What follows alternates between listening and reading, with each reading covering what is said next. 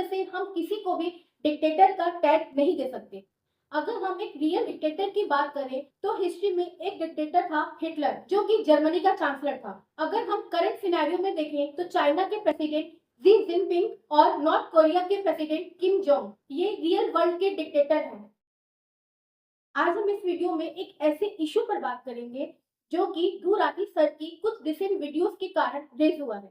वैसे तो मैं पॉलिटिकल और कंट्रोवर्शियल इश्यूज से दूर रहती हूँ और अपने इस चैनल पर किसी भी टॉपिक की हिस्टोरिकल और करंट इंफॉर्मेशन प्रोवाइड करती हूँ। धूराती सर मेरे लिए एक इंस्पिरेशन है और उन्हीं से इंस्पायर होकर मैंने अपना ये चैनल बनाया था। बट उनकी कुछ रिसेंट वीडियोस देखने के बाद मुझे अच्छा नहीं लगा और एक इंडियन होने के नाते मेरा पूरा हक है अपनी बात कहने का। तो मैं किस इशू की बात कर रही हूँ? आखिर क्या है ये इशू? ये इशू है रेपुटेशन का। रेपुटेशन हमारे माननीय प्रधानमंत्री श्री नरेंद्र मोदी जी की रेपुटेशन, जो कि इंडियन गवर्नमेंट के हेड है और इंडियन गवर्नमेंट को रिप्रेजेंट करते हैं। रेपुटेशन हमारे इंडिया की रेपुटेशन, क्योंकि ये इंडियन गवर्नमेंट हमारे इंडिया को पूरे वर्ल्ड में रिप्रेजेंट करती है और हम इंडियंस की reputation. Hi everyone, my name is Pooja Gupta. आप सबका स्वागत है मेरे चैनल माय सिविल सर्विसेज पे। आज मैं आपसे इस वीडियो को लाइक करने के लिए नहीं कहूंगी, बल्कि आपसे रिक्वेस्ट करूंगी कि इस वीडियो को इतना शेयर करिए ताकि मेरी ये बात दूर राठी सर तक पहुंच सके। दूर राठी सर अपने रिसेंट वीडियोस के थ्रू हमारी करंट मोदी गवर्नमेंट पे अटैक कर रहे हैं और ऐसे ऐसे वर्ड यूज कर रहे हैं जो कि उन्हें एक कंट्री के प्राइम मिनिस्टर के लिए नहीं यूज करने चाहिए। मैं धूल राठी सर से ये कहना चाहूंगी कि सर आप जो भी वर्ड जैसे कि डिक्टेटर हमारे प्राइम मिनिस्टर श्री नरेंद्र मोदी जी के लिए यूज कर रहे हैं वो बिल्कुल गलत है, क्योंकि वो एक डेमोक्रेटिक प्रोसेस के थ्रू चुने गए और हमारे देश के प्रधानमंत्री बने, ना कि किसी मिलिट्री अटैक और किसी अदर रीजंस की वजह से जो कि कुछ अफ्रीकन कंट्रीज और कुछ एशियन कंट्रीज में देखने को मिलते हैं। ये हमारी करंट मोदी गवर्नमेंट हम इंडियंस के द्वारा चुनी गई है, जो कि डेमोक्रेसी का ही पार्ट है। ध्रुव सर हमारे इंडियन गवर्नमेंट पे बहुत सारे स्कैम्स, करप्शन, इन सब के एलिगेशंस लगा रहे हैं, पर क्या उन्होंने हमारी गवर्नमेंट के अचीवमेंट्स पर बात की है? पिछले 10 सालों में हमारी करंट गवर्नमेंट ने बहुत सारे सक्सेसफुल पॉलिसीज और मिशन लॉन्च किए हैं, जिनके थ्रू हर सेक्टर में इंडियन डेवलपमेंट को देखा जा सकता है। पिछले 10 सालों में हमारी गवर्नमेंट के कुछ सक्सेसफुल मिशन पर मैं ब्रीफ में डिस्कस करना चाहूंगी। इसमें सबसे पहले और सबसे सक्सेसफुल मिशन है स्वच्छ भारत मिशन, जिसकी सक्सेस हम इंडियंस के बिहेवियर में दिखती है। इस मिशन ने काफी हद तक हम इंडियंस की हैबिट को चेंज कर दिया है। जब हम छोटे हुआ करते थे तो हमारी सड़कें, रेलवे स्टेशन, बस स्टैंड, हमारी गलियां कितनी गंदी हुआ करती थी। लोग नालियों में कचरा फेंकते थे, सड़कों पे कचरा फेंकते थे। क्या आपने बचपन में कभी ऐसा एक्सपीरियंस किया है कि डेली कचरा गाड़ी आ रही है और आपके घरों से कचरे को लेकर जा रही है? मैंने तो नहीं किया। बट जब से स्वच्छ भारत मिशन लॉन्च हुआ है, मैं जहाँ-जहाँ गई हूँ, मैंने ये देखा है कि डेली बेसिस पे कचरा गाड़ी आती है, हमारे घरों से कचरे को लेकर जाती है। ये कचरा गाड़ी सॉन्ग्स के थ्रू लोगों को अवेयर करती है कि कचरा डस्टबिन में डालें, कचरा गाड़ी में डालें। और इसका इम्पैक्ट ये हुआ है कि लोग किसी भी पब्लिक प्लेस पे जाते हैं तो डस्टबिन में ही कचरा डालते हैं।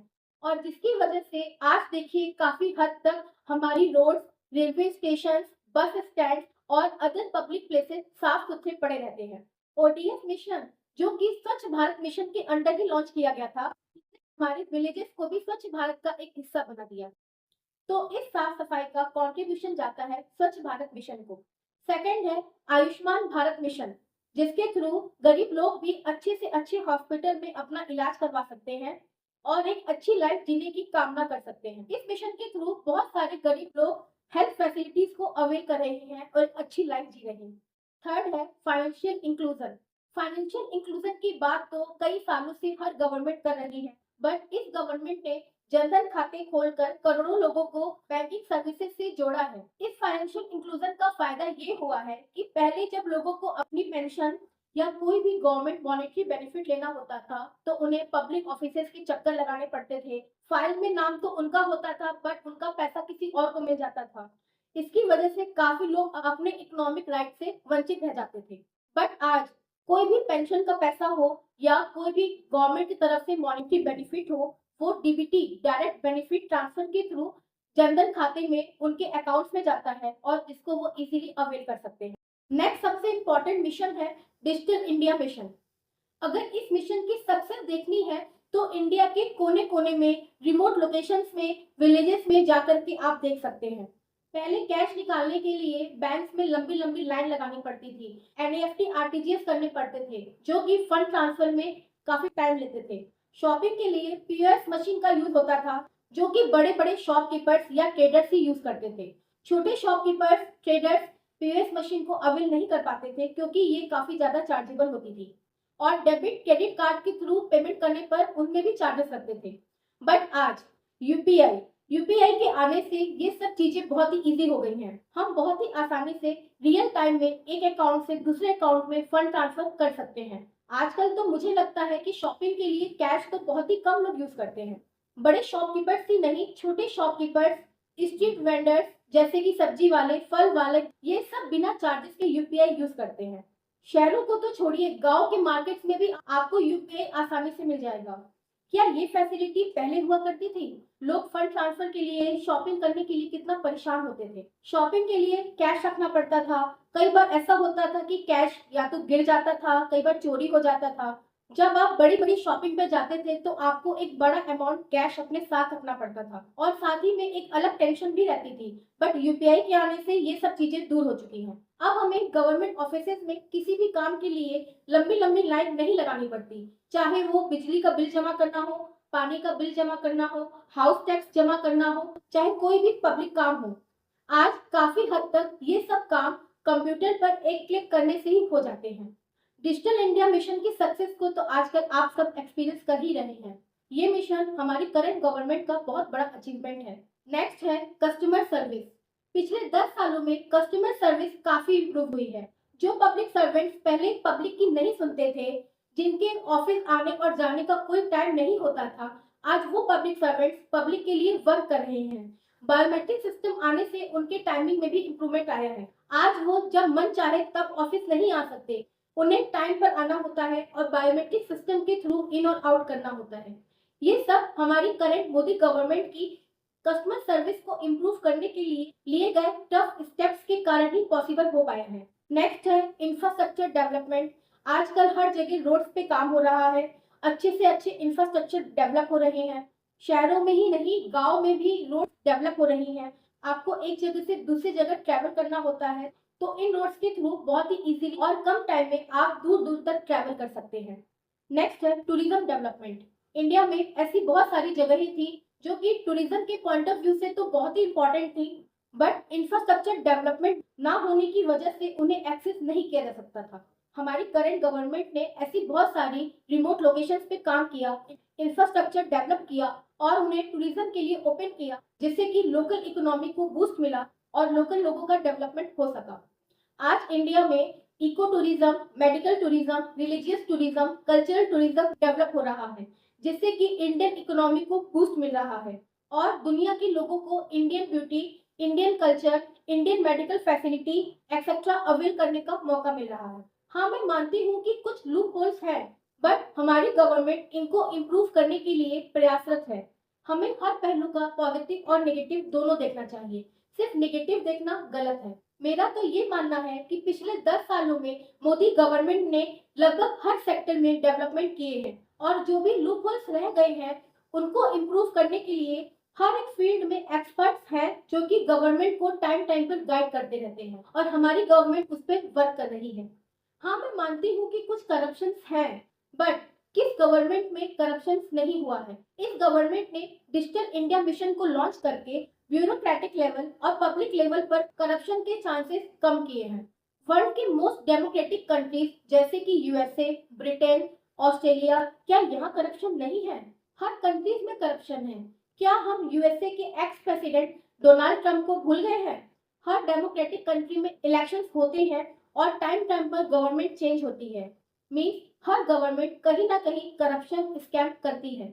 धूल राठी सर की एक रिसेंट वीडियो में ये बताया गया कि हमारी इंडिया की डेमोक्रेसी खतरे में है। तो अगर डेमोक्रेसी की बात करें तो मैं ये कहना चाहूंगी कि डेमोक्रेसी हमेशा खतरे में रहेगी जब एक ही पॉलिटिकल पार्टी पावर में आएगी।